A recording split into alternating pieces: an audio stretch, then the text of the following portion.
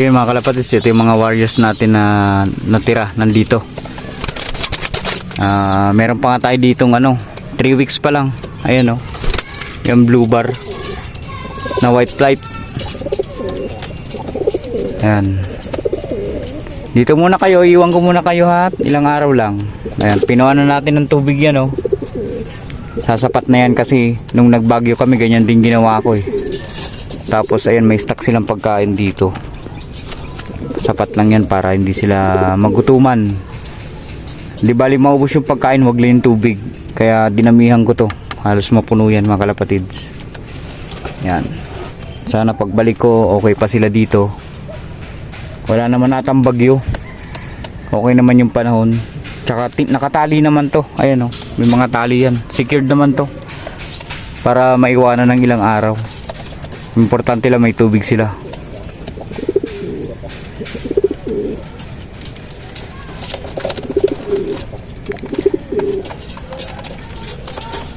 Yan mga kalapatids, ginabi na nga ako ng pagliligpit. Minamadali ko talaga to dahil babiyahe tayo ng madaling araw. So kailangan pulido. Ayan, wala na itong mga cage ko, ipapahiram ko na lang doon sa kalapatids natin na kakilala ko dito sa Marikina Heights. Kailangan niya ng cage. So papapick upin ko na lang sa kanya dito dahil bukas nga na madaling araw babiyahe tayo pa Bicol. Ayun yung isa, pero yung isang yan kasi dito yan, hindi ko pwedeng pakialaman yan. So nandito yung mga ibon natin. Nilagay ko na sila sa karton, nagbubugbuga na.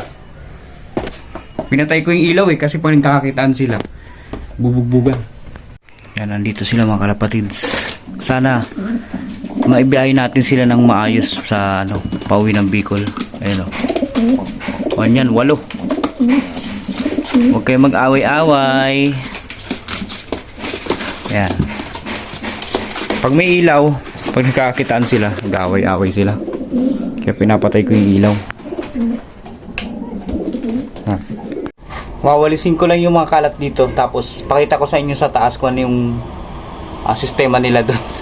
Kasi siksikan sila doon. Pero all goods naman sila.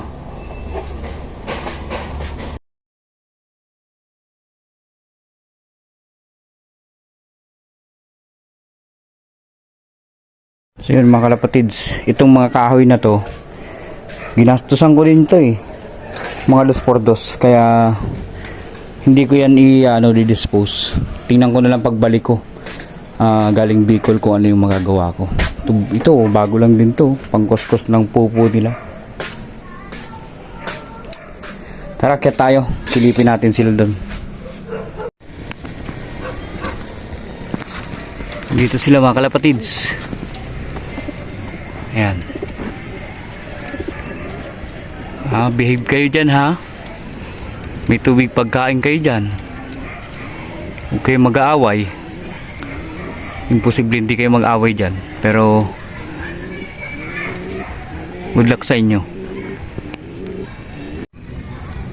So yun mga kalapatids, parang kailan lang nung nagtatayo tayo ng loft dito.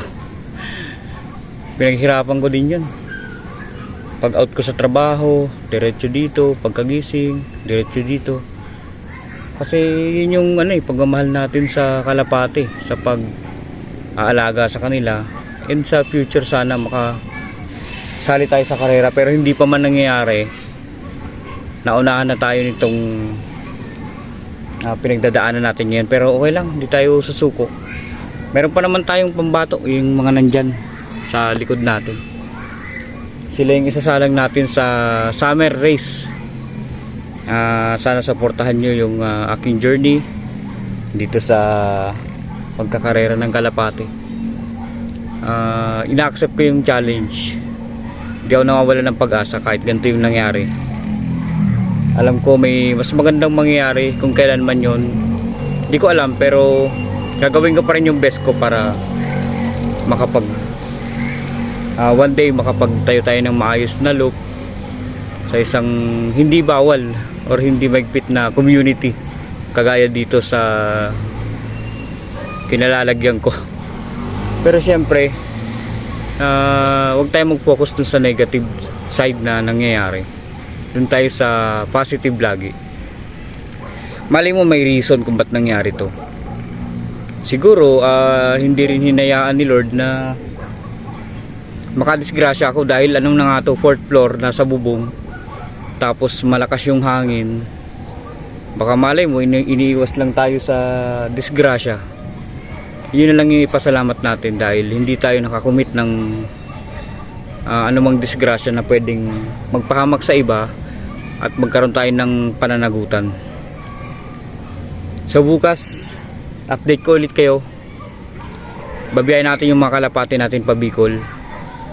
And may look busy tayo doon. Doon din natin ipapaalaga yung mga breeder na daladala natin. So see you sa susunod na vlog.